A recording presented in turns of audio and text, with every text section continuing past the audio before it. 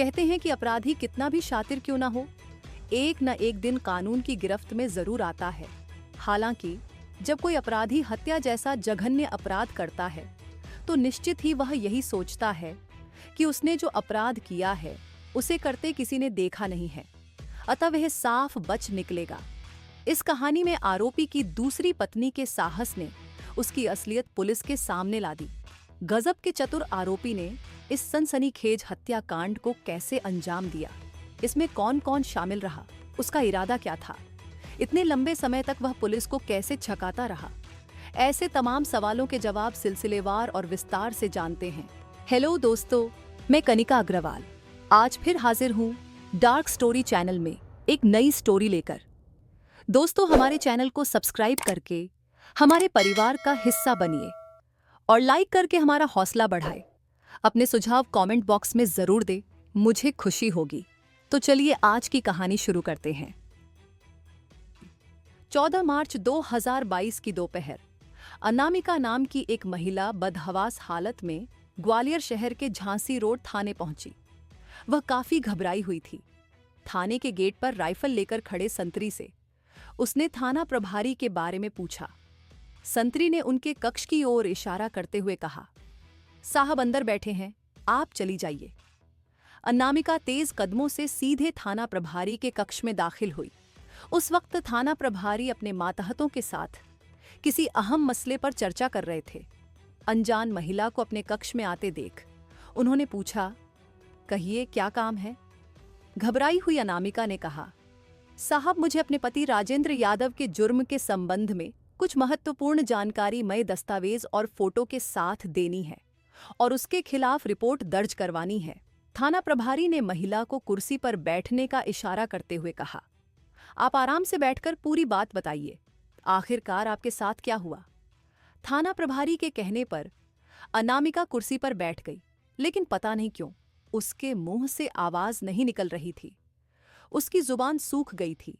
उसकी हालत देखकर थाना प्रभारी ने उसे पानी पिलवाया, जिसके बाद उसने कहा, साहब मेरा नाम अनामिका है। तसल्ली देते हुए थाना प्रभारी ने कहा, आपके साथ क्या और कैसे हुआ, विस्तार से बताइए। मैं आपको भरोसा दिलाता हूं कि पुलिस आपकी हर संभव मदद करेगी। थाना प्रभारी के भरोसा देने पर अनामिका को थोड़ी हिम्मत आई। उसने कहा, मेरे पति राजेश मेहरा द्वारा मेरे साथ मारपीट और गाली गलौज करने की शिकायत दर्ज कराने के साथ ही उसकी असलियत से भी आपको अवगत कराना है।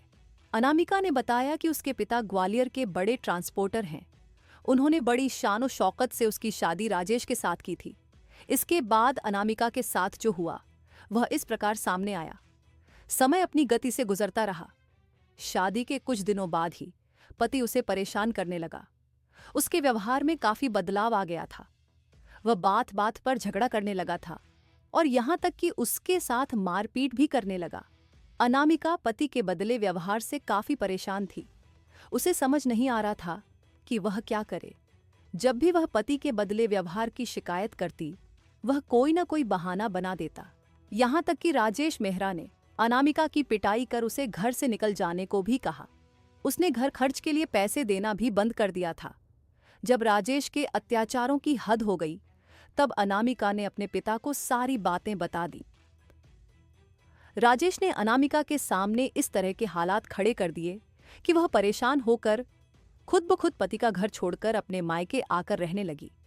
6 महीने पहले पति की सच्चाई सामने आने के बाद वह उससे अलग हो गई।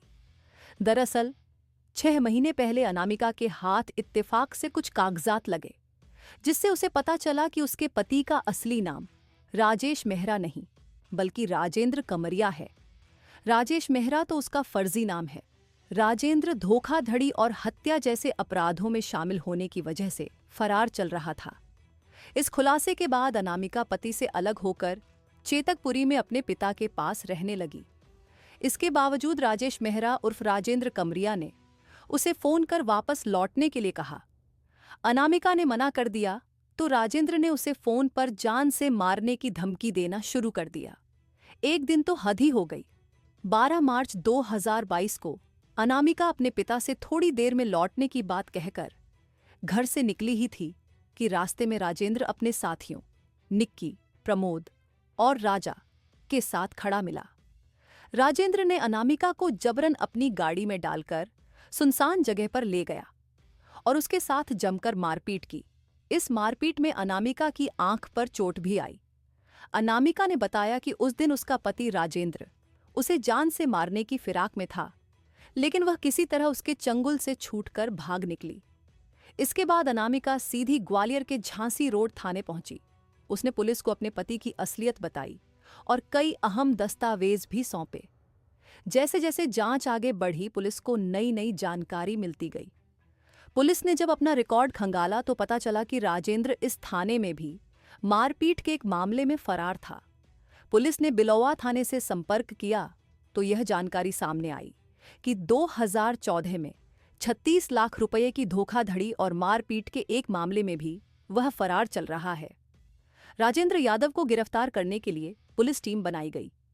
टीम में क्राइम ब्रांच के टीआई दामोदर गुप्ता, बिलोवा थाना प्रभारी रमेश साख्य, क्राइम ब्रांच के ASI Rajeev Solanki, head constable Rambabu Singh, constable Ashish Sharma और सोनू परिहार तथा बिलोवा थाने के एएसआई जीत बहादुर, कांस्टेबल सुशांत पांडे, धर्मवीर और महेश को शामिल किया गया। मुखबिर की सूचना पर 16 मार्च 2022 को पुलिस ने राजेंद्र को बिलोवा क्षेत्र स्थित उसके फार्म हाउस से हिरासत में ले लिया। थाने लाकर जब उससे पूछताछ की गई तो उसने एक ऐसे सनसनीखेज अपराध का खुलासा कर दिया जिसे सुनकर पुलिस कर्मियों के होश उड़ गए। पकड़े गए युवक का असली नाम राजेंद्र यादव था। उसने पूछताछ में जो बताया वह इतना संगीन था कि पुलिस भी असमंजस में पड़ गई। राजेंद्र ने पुलिस को 4 हत्याओं के बारे में बताया जिनकी जानकारी ग्वालियर पुलिस को अब तक नहीं थी। पूछताछ में पता चला कि राजेश मेहरा उर्फ राजेंद्र मेहरा उर्फ राजेंद्र यादव उर्फ राजेंद्र कमरिया सिर्फ 12वीं कक्षा तक पढ़ा था। ग्वालियर के बालाबाई बाजार में उसका एक दोस्त मनोज गहलोत परिवार के साथ रहता था। राजेंद्र भी उसी के पड़ोस में रहता था और दोनों की गहरी दोस्ती थी। राजेंद्र ने अपने से 10 साल बड़ी मनोज की पत्नी गीता को प्रेम जाल में फंसा लिया। दोनों के बीच अवैध संबंध बन गए। 31 दिसंबर 2011 को राजेंद्र ने गीता के साथ मिलकर मनोज को मारने की योजना बनाई। उन्होंने मनोज को बियर में नशीली गोली मिलाकर पिला दी और फिर उसका गला दबाकर हत्या कर दी। इसके बाद उसकी लाश झांसी के पास बेतवा नदी में फेंक दी। उधर मनोज के परिवार ने कोतवाली थाने में उसकी गुमशुदगी दर्ज कराई थी। मनोज की हत्या के बाद राजेंद्र और गीता ने शादी कर ली थी। शादी के बाद दोनों मऊ रानीपुर चले गए, जहां गीता का एक मकान था। करीब 2 साल बाद जब गीता से राजेंद्र का मन ऊब गया तो 2013 में उसने सुनियोजित तरीके से गीता का मकान हड़प लिया। इसके बाद राजेंद्र ने किसी रहस्यमयी फिल्म की तरह गीता, उसके बेटे निक्की और भतीजे सूरज को चाकू से गोदकर बेरहमी से मार डाला। इस अपराध में राजेंद्र के भाई कालू और उसके जीजा के भाई राहुल ने भी उसकी मदद की थी। इस तिहरे हत्याकांड के बाद राजेंद्र मोरानीपुर से फरार हो गया। तिहरे हत्याकांड से मोरानीपुर क्षेत्र में सनसनी फैल गई थी। पुलिस ने कड़ी मशक्कत के बाद कालू और राहुल को गिरफ्तार कर लिया, लेकिन राजेंद्र यादव नाम और हुलिया बदल बदल कर फरार होता रहा। पुलिस ने उसकी गिरफ्तारी पर इनाम भी घोषित कर दिया था। खुद को कुंवारा बताकर राजेंद्र ने 2014 में अनामिका को अपने प्रेमजाल में फंसा लिया। अनामिका ने पुलिस को बताया कि उसकी मुलाकात राजेश उर्फ राजेंद्र से 2014 में ट्रेन के सफर के दौरान हुई थी। दोस्ती बढ़ने पर राजेश ने दिल्ली में अनामिका की नौकरी लगवाने में मदद की। इसके चलते दोनों के बीच गहरी दोस्ती हो गई, जो बाद में प्यार में बदल गई। कुछ समय बाद दोनों ने आपसी सहमति से शादी कर ली। शादी के वक्त राजेंद्र ने खुद को कुंवारा बताया था। उसने अनामिका से कई झूठ बोले थे। सबसे बड़ा झूठ यही था कि उसने मकान मालिक कुलदीप मेहरा का परिचय अपनी पत्नी से पिता के रूप में करवाया। इसके अलावा उसने अपना नाम भी राजेश मेहरा बताया था।